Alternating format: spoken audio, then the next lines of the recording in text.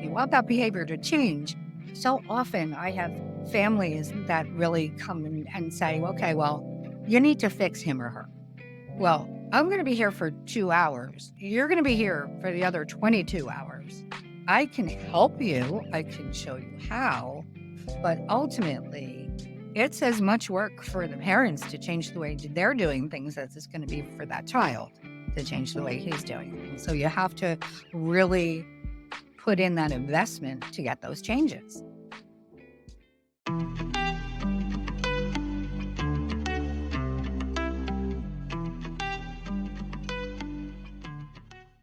Kathy, welcome to the show. Thank you so much for coming on. Oh, thank you for having me, Tyler. It's very exciting. I know. I'm really, really excited to get into the episode today. And I know you and I sort of know each other, but not really had much personal connection, kind of, through a third party. But I've heard amazing Hmm. things about you. And I know you have great experience to bring to the table for listeners today.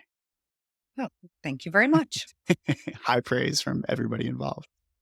Well, all right. Well, it's really the field that I work in can be very interesting at times. And sometimes you get these little diamonds in the rough that you get to work with. And when they have really good supporting families surrounding them, it's amazing. And I think that says a lot for a lot of what we're going to talk about today. Definitely. Yeah. And those little diamonds in the rough make it all worth it too, I'm sure. Yeah, absolutely. Absolutely. Well, that's a good jumping off point. So I guess we'll get started just by having you introduce yourself and who you are and what you do, and we'll go from there.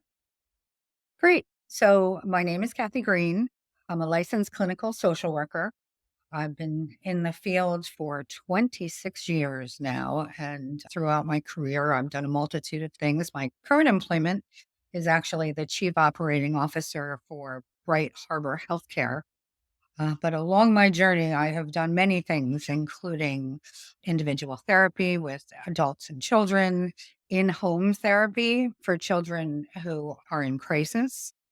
I've done psychiatric screening, which is through the hospitals. If people are in crisis and potentially suicidal or homicidal, they would come to the emergency room. And in the past, I would have been the one to do the evaluations on them to decide whether they were safe to go home or not. And over the course of the years, I've developed and implemented probably 15 programs for the community, including housing programs and crisis programs, lots of things. It's been a very long 26 years. With lots of experience gained along the way, I'm sure. Yes. Yes. Lots of just when you think you saw it all, you haven't seen it all. Can't even imagine, honestly. Yes. And I know you touched on it a little bit too, but the populations you serve are primarily just more so like crisis psychiatric type populations.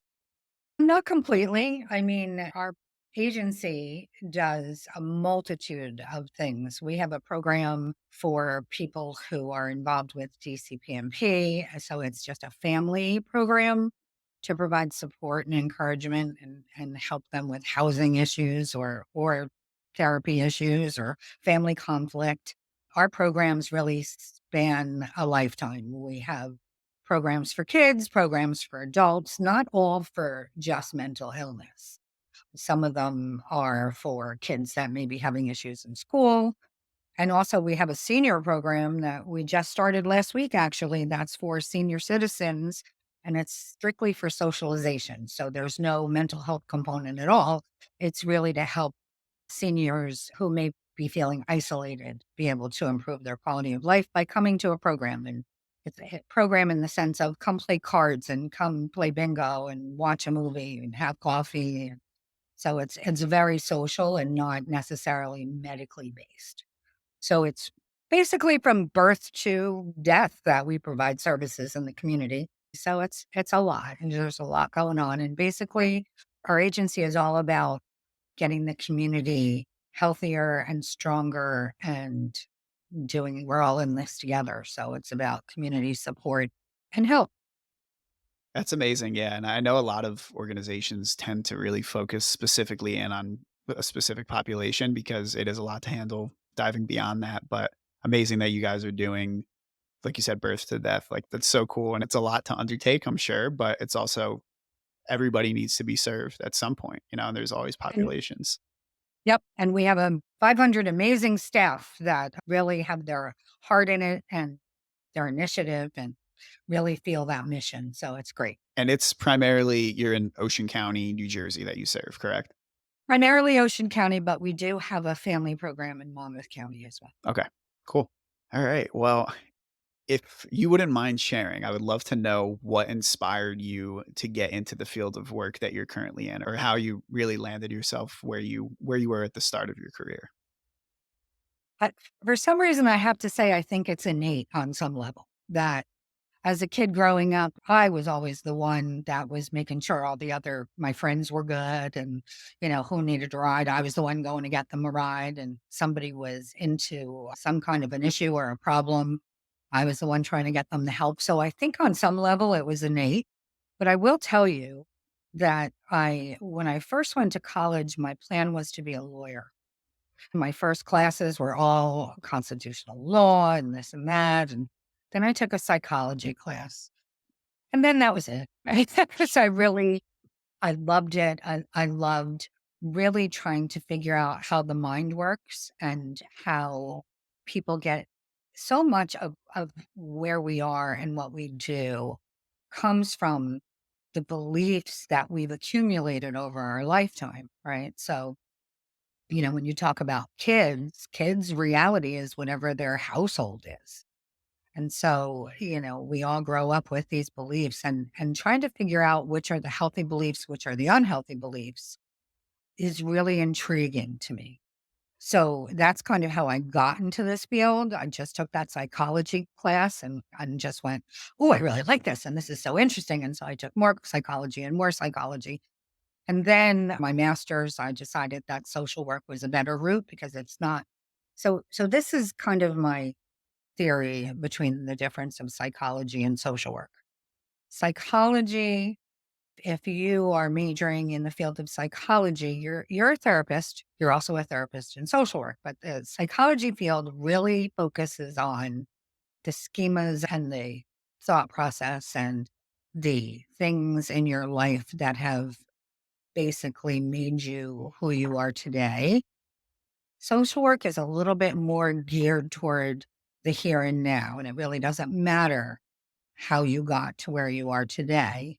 What matters is if you're unhappy with that or you're happy with that, and what you need to do in order to improve your well being, your quality of life, your health.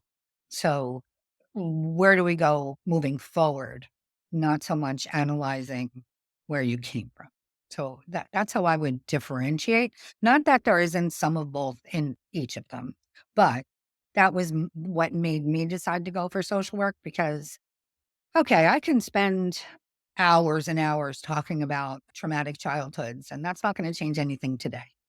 And for a lot of people, that's not worth it because it just triggers them into those traumatic emotional responses. So I think it's really important that when you're working with individuals that you know what it is they want to accomplish. If they want to process all that information from the past, they can do that.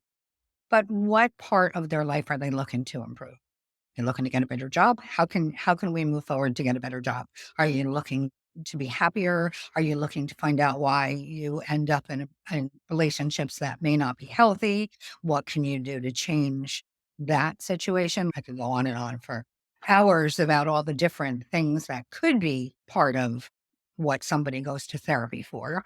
But, every individual is different and every person's experience is different. And so it's never boring. I'll Definitely. tell you that. It's Yeah, never boring. always changing, and I think that's so important too, like you had mentioned it, like, social work is more so the action, and then other fields are more so, that how and why, and the how and why is extremely important, but we talked a little bit about actually in last week's podcast with the guest that I had on, and not being so focused on the how and why and not getting too consumed with it, because then it's gonna get in the way with what you can do with it in this present moment, and like you said, what do you want right now? Do you want a job? Do you want this? Do you want that? And that's what you're focusing on, and of course, it's important to have a balance of both, but, I mean, even in the world today, not even in the therapy realm, but just the world today, there's a lot of people that are really good at acknowledging the problems, but it's really difficult to see those people take action on those problems, and Right. we need And more of that's the that. hardest part. Yeah, That's really the hardest part, and some of it is because they become immobilized by the fear of not being able to move forward, yeah, right? Or changing the way they do things because they don't know any other way to do it. Or absolutely. even changing thought process, right? I mean, changing how you look at things. Perfect example would be, I'll give you my own lifetime example is my grandparents were very racist. And if I had no exposure outside of their views, I would think that those were the views that I was supposed to have. Now, luckily, school and friends and living in a very melting pot of a community, I never had those views. But if that's all I knew, that would have been my view because, oh, this is how you're supposed to think. This is how you're supposed to. And so, a lot of times this generational racism comes from that's what people know. And it takes that exposure to the outside to recognize, well, maybe that's not the right way to think, or maybe that's not how I should feel about this. Absolutely. Yeah, and even being a parent myself now, I try my best, obviously, to be very conscious of all the things that I do and say around my daughter, but it's hard too because we also, regardless of how much we're working on our perspective and our lens for life, it's still just our lens, and there's an entire world out there of lenses to be looked through, and I think that's the importance too. That's why my wife and I really try our best to do as much as we can as far as just experiential things like getting her out and whatever it is, hearing different language, seeing different things. And we might think that we have a decent perspective, but there's still so many other perspectives to be seen and to be known, especially in early formative years. It's the most important to be And exposed to to be that. open minded, right? To be able to really take in all the amazing things that the world has to offer. So, when you talk about parenting, children learn what they live, right? So, perfect example, family conflict. If parents are doing nothing but fighting, they it's an aggression. They learn that that aggression is normal. That's what they live. There's nothing wrong with being aggressive. Everybody's aggressive in my house. If parents don't cope well with stress and very outwardly, dad gets mad because the phone bill is too much money and he punches the wall. What they're learning is how you cope with stress and anxiety is to act out, right? So you're really in a situation as parents, if it's not scary enough, you really need to watch what you're doing because you're the role model. You're the one that is going to shape the behaviors of your child, really. At first, before school, you're it. Family is it. And so a lot of that, don't get me wrong. 2-year-olds have temper tantrums. 3-year-olds have temper tantrums. But it's how do they react to frustration and how do they react to not being not getting their way? And at that age, they're gonna try that because it's all they can really come up with is the temper tantrum. But if they're 8 years old and having a temper tantrum, then that's gonna be a little problematic in their relationships with the outside world. Yeah. And the other really cool thing that I think has taken hold recently more so, you could probably speak a little bit more on that shift as well, but just the conversation about those things. Like, for example, you had said the actions that a parent does, if the phone bill's high, punch a hole in the wall. Not to say that that's ever okay, but I think also Right. that type of person that might do that, most of the time they're not going to own up right after and be like, "Oh my gosh, you let my emotions get the best of me. I felt this and it was such a mistake." It's just like that happens and then that kind of goes on. And like you said, it's really solidified in a child's psyche and gonna really affect their development. But I think a lot of what's changed recently in parenting and in therapy styles and so on and so forth is talking through those emotions in as a child, like, hey, you're a 3-year old having a temper tantrum, explain to me how you're feeling, what's going on. And then same with a parent, if I make a mistake, my daughter's only 7 months old right now. If I still try to tell her, if I get frustrated, I'm talking to her like she can understand. But I mean, in some capacity she can, but even as she gets older, and a lot of parents of today too, being able to own up to that is huge. Like, not to say we're never going to make mistakes or we're never gonna get frustrated. Right. It's always gonna We're all happen. human. Yeah. We're all human. Yep. We're all gonna make mistakes. But Exactly. recognizing that and owning, you're absolutely right, Tyler, owning up to it is huge. Like, "Oh, I behaved that way, and I'm really sorry. We should never behave like that. I don't know. I'm gonna make sure I try never to do that again." And just so you may have done that, but by owning up to it and apologizing for it and pointing out that that's not an appropriate way to behave goes a long way. There is no manual. There is absolutely no manual for parenting. And it's not an easy job. One of the things that I really stress, and having worked with a lot of families with children from age, I think the youngest child I ever worked with in home was 5, and then all the way to 18, I've worked with children in home. So I'm in their house, I'm immersed in their environment. I know what the dynamic is. And so often, it's not the child that really has the problem. Yep. It's the parents that aren't recognizing how their actions are impacting the child. So, perfect example, and when younger children, when you say, if you don't do whatever, pick up your toys and put them in the box, then you're going to lose your Game Boy for half an hour, right?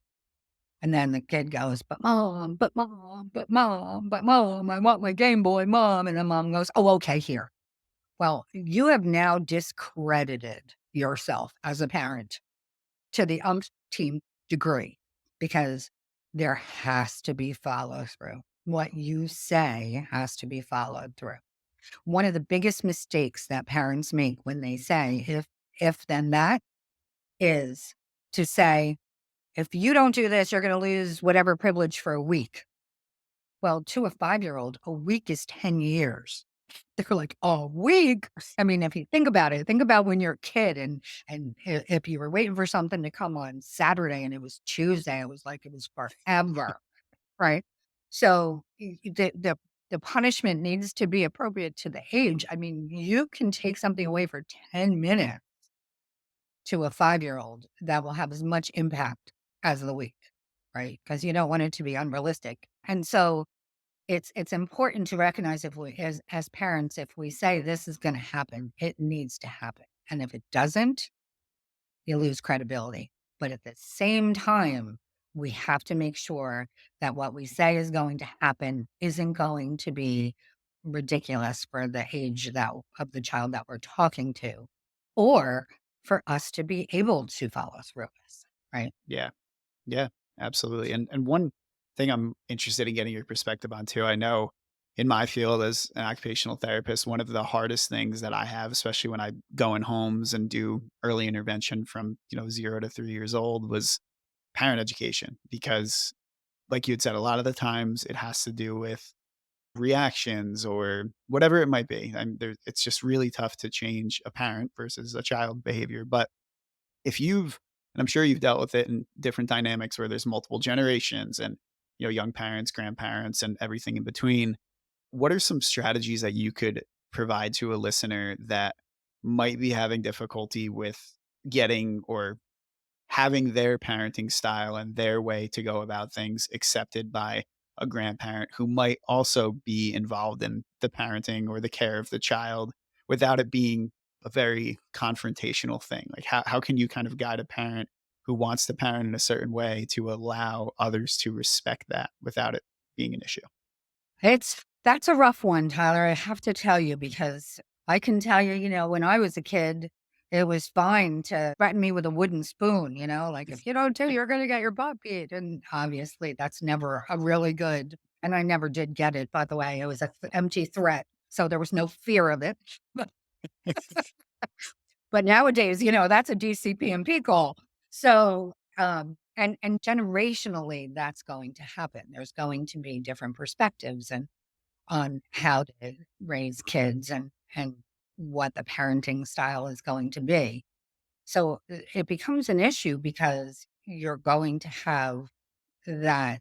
resistance, especially if they're on opposite ends of the spectrum.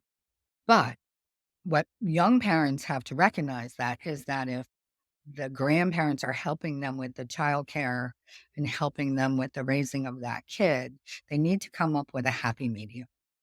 Because that's a lot. It's a lot. Grandparents already raised their kids, right? So for them to help, there needs to be gratitude for that and compromise, right? So, for example, what the kid can eat. That's not really hard to compromise on.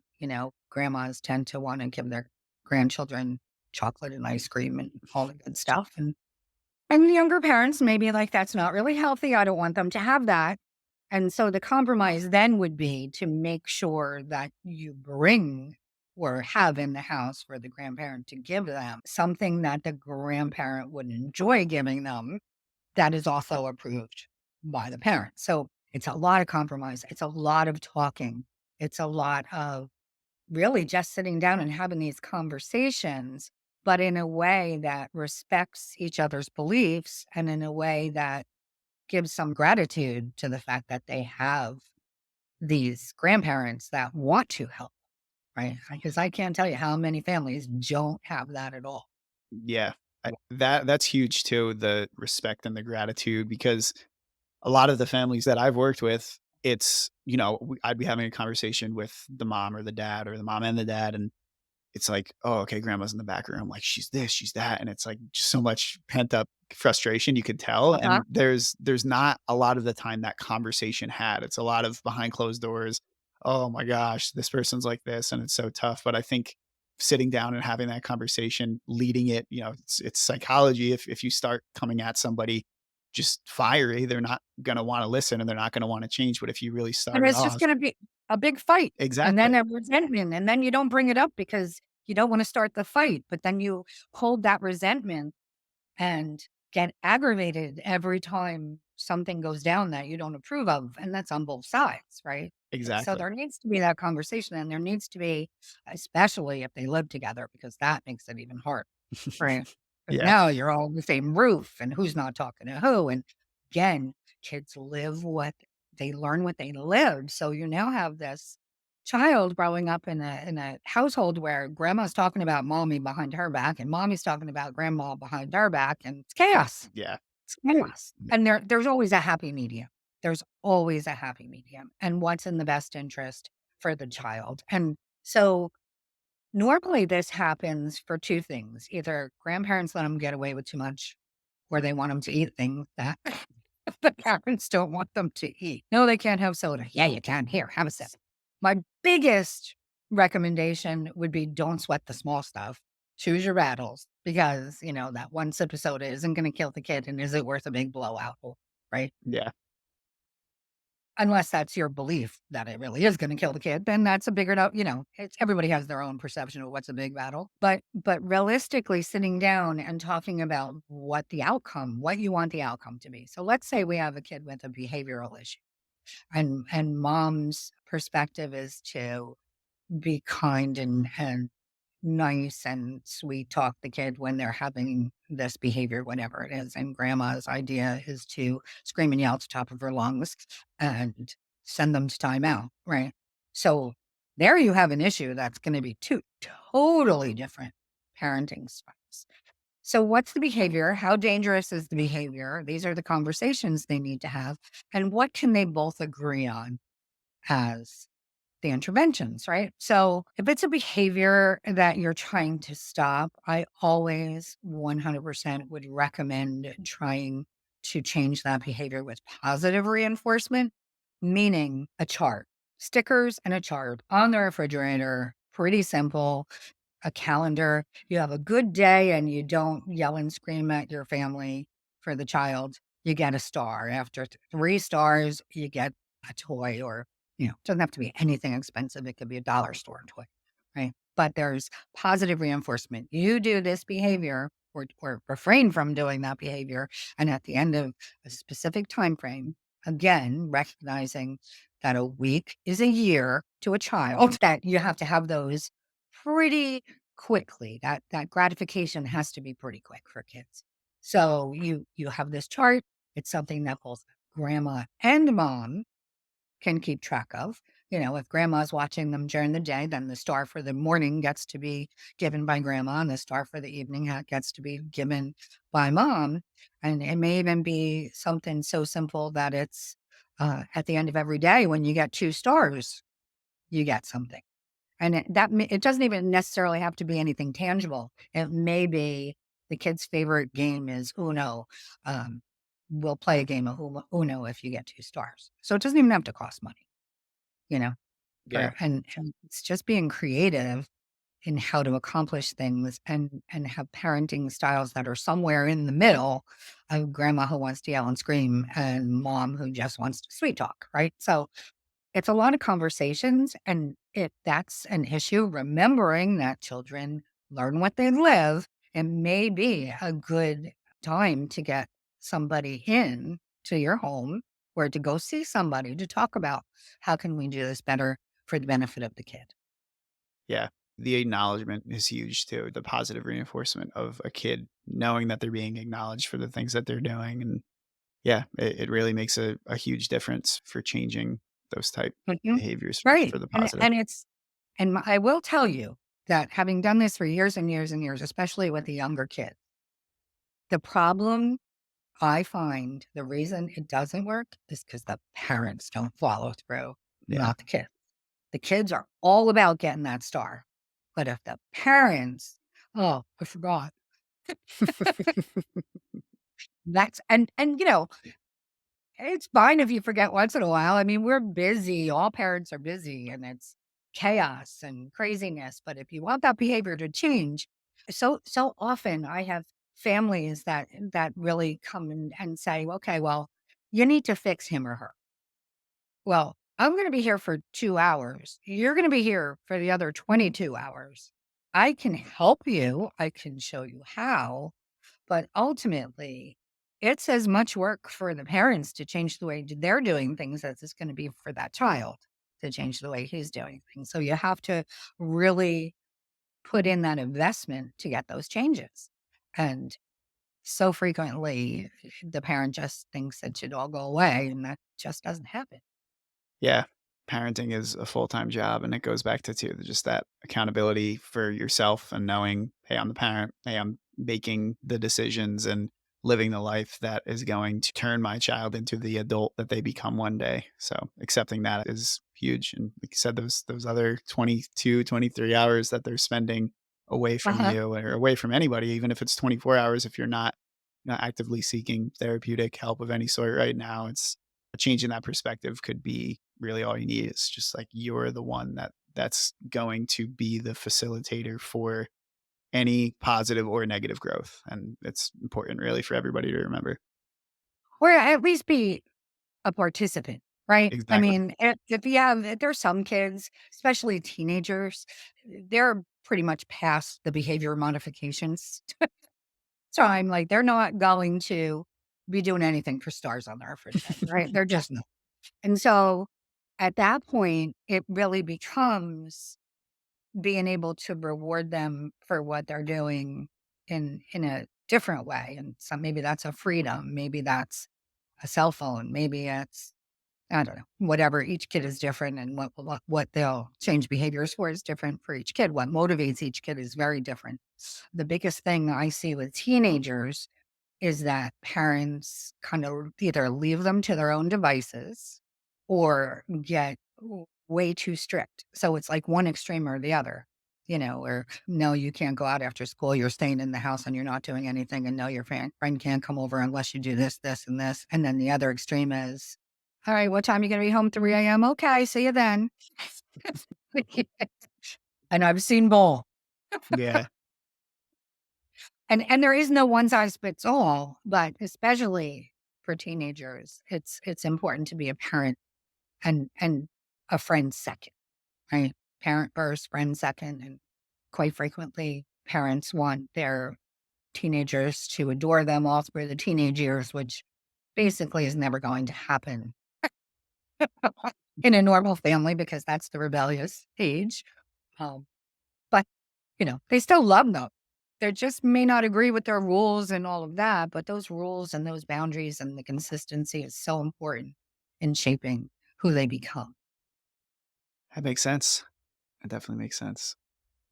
So I want to shift a little bit too from, it's still related to the professional and what you've experienced obviously in your field, but how that's affected your personal a little bit as well and just your outlook in general on life. But if you could maybe speak a little bit on how the things that you've seen in your job and in your profession and how that's affected really how you look at life and not even necessarily parenting. I mean, you could get into that a little bit as well, but just your overall outlook on life, because I know that you've definitely been around some intense situations and experienced some intense situations. So yeah, how has that really just affected you as a person, really? It's interesting because my practice has typically been with a lot of pretty severe cases, right? Not just, so and so's a little bit depressed and how can they get out of that? It's been situations of abuse or neglect or just really hard cases where there's been some really traumatic things going on. And I have to say, for my life, it's given me the ability to have gratitude for every single day and every person I come in contact and for every successful person that I've dealt with in my life, right? So I have seen, and it's just so amazing to me. I have seen youth who grow into these absolutely amazing human beings despite all of these horrific circumstances in their childhood. Um, and that says to me two things. You always have the opportunity and you always can be successful, even if the first 10, 15 years of your life were horrendous. You have the ability to turn that around. You have the ability to be whoever you want to be. It's kind of like cliche, but you can be whatever you want to be and you can grow up to be whatever you want to be. But that's so absolutely true. And I think it's a testament for the power of one's will, right? If you have that desire and you have the motivation to change your life into what you want it to be, you absolutely can do. And then, secondly, I think it's shown me a great gratitude for my children who, as a parent, you go, I'm going to kill this kid. I'm going to kill this kid. And we all say it, right? This kid's going to drive me crazy. And then you recognize that, hey, my kids aren't so bad. Yeah, makes you count your blessings. Count your blessings that that's not what I'm dealing with right now. But, I really think that as a person, it's made me appreciate that anything is possible. Here's exactly the example. I had this case many years ago of a parent who was very much the friend. She was 15. The individual was 15 years old, and the parent, like, made it easy for her to climb out her window at night. Like, parent wasn't finding anything wrong with that behavior at 15 years old. And it was But now this kid's out of control and she's getting in trouble and the parent can't understand why. And this kid gave me a run for my money. Let me tell you, the mom worked and I would go there when mom was at work. She was 15, so it wasn't a big deal. And we would have these sessions and she would do okay one day. And then the next day she would be like, yeah, you can't tell me what to do. I think I'm firing you today. And I don't feel like talking today. So I'm just going to sit over here and ignore you. And so, you just have to keep your patience and go, okay, well, I'm going to keep talking even if you're ignoring me because I know you're hearing me. So this would go on. It would be one day she'd be okay to work. The other day she wouldn't be okay to work. Well, one day I show up and this child informs me that she just took her mother's medication. And I said, you did what? Do I know if she did or not? Because sometimes there's a drama effect, the shock effect, as I call it. She wants to shock and awe me. I didn't know whether she did or she didn't. So I have to assume she did. So I get on the phone with mom. Mom works like 45 minutes away. And she says, well, I did. And I'm leaving the apartment now. And I'll see you later. And so, oh no. Oh, no, no, no, no. We will not be doing it. So I find myself trudging through the woods, following this kid so I can keep my eyes on her, calling the police, having to get the police out there because I don't know what she took. I don't know if she took it. God forbid something happened to this kid. So I'm trudging through the woods on a lovely Wednesday afternoon, waiting for the police to show up. Long story short, she ended up being okay. Don't know if she ever took any medication, but she ended up being all right.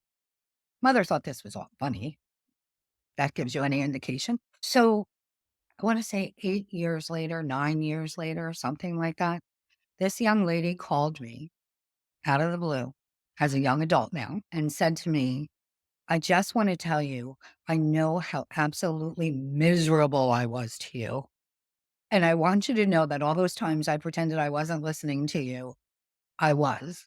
And actually sat there and recited a couple of the things that I used to say to her repeatedly 8 years later. And if that isn't a testament to that, doesn't matter if you think you're helping, they're going to take what they want to hear.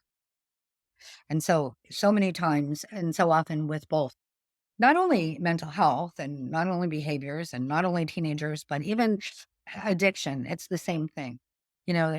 People who suffer from addiction, sometimes it takes 7 rehab stints. I think that's the average for people to actually get clean. They have to do rehab 7 times. That's the average success. People usually get it after that. And the reason is because it's like everything else in our mindset, right? We accumulate things as we move through life. And at some point in time, things click. And so even if at the moment that I sit here and do therapy with you, you are not thinking any of this is working, somewhere down the road, one little piece of what we talked about or one little piece of what you experienced in this situation may help you and you don't even know it. And so I really encourage people. I will encourage people, anybody who wants to be in therapy or who needs to be in therapy, think of it as going to a hairdresser or a barber, right? If you don't make a connection with that person, it's not going to work. You're going to walk out feeling like this is a terrible haircut. So you have to shop around. Sometimes you really do have to shop around to be able to find a therapist or a treatment provider that you feel comfortable with. Not that tells you everything you want to hear, which is a totally different story, but one that you're comfortable with enough to reflect on what's going on in that conversation and to reflect on your own thought processes and what you want to change. And I think a huge stepping stone to that too for anybody who might not be fully ready just to talk about how they're feeling is to to anybody personally that you might trust and that might listen to what you want to say. And I think that's huge for now, men in society being able to talk about how they're feeling, but even, younger children, just anybody that they're comfortable with speaking to and trying to obviously be that parent that they could be comfortable speaking to is a huge step in the right direction of just getting out there your feelings because we've all been there where we want to just shut down and put our shell and our defenses up and not talk about things, but that really doesn't help anybody. And just getting out there and really talking about how you feel with somebody you trust is the first step in the right direction. And then, if you're acknowledging that there's a deeper need to talk to more, then that's your decision at that point. But at least getting your foot in the door is a huge first step. And it's like, it's similar to a volcano. If you think about it, you say, "Oh, I'm fine," and you stuff these feelings down in your body, and then the next thing comes along, and I'm fine, I can handle it, and then it just gets to the feeling of being overwhelmed and almost like a volcano eruption, right? You just can't take it anymore. You lose it, and it just it's overwhelming and it doesn't have to be. And, there's even hotlines, like there's a phone line service that's all volunteers that really just is there to listen. So it's a listening ear. They're not therapists, they're not treatment providers, they're just community members that want to be support for people who may just need to vent or talk and to avoid that volcanic eruption, right? Yeah. I know you did cover a lot of the different things that you utilize in your own life as a parent and your outlook as well. But are there any like specific strategies that you've taken from your career and implemented in to your own parenting journey that you've noticed very effective that's really helped you as a parent? Patience and consistency. I can't say that enough.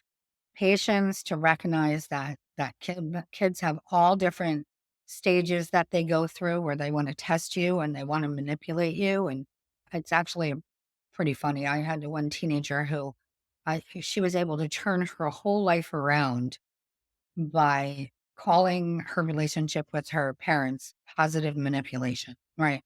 So positive. So, she thought she got a big kick out of that we were going to manipulate her parents. So how did we do that? Well, we cleaned our room and did our homework before we asked them if we could go to the movies. But in her mind, I'm gonna get them to do what I wanna do. I'm gonna get them to let me do what I which it really all it was doing what they wanted her to do. Yeah.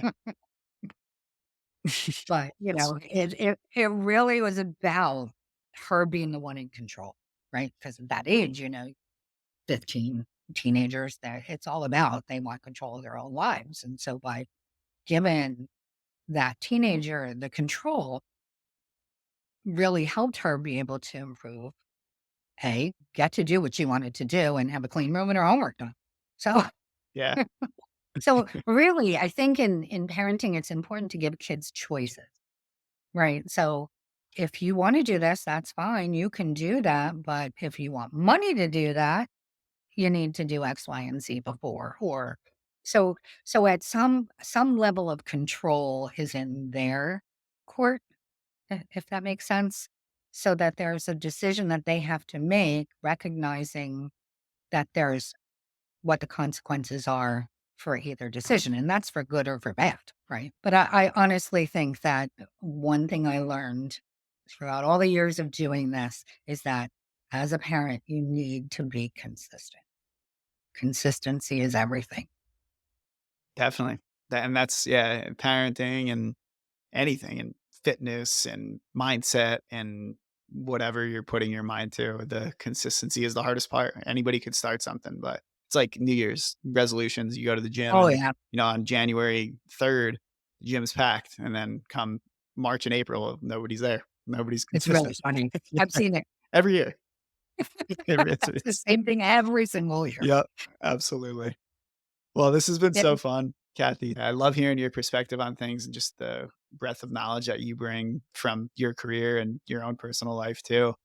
The question that I ask all guests that I have, I'm interested to hear your answer on this one. If you could offer just one piece of advice to listeners, whether it's a mindset tip or a practical parenting tip, what would it be and why? I know we covered a lot of tips today, but anything maybe different from it or slightly altered.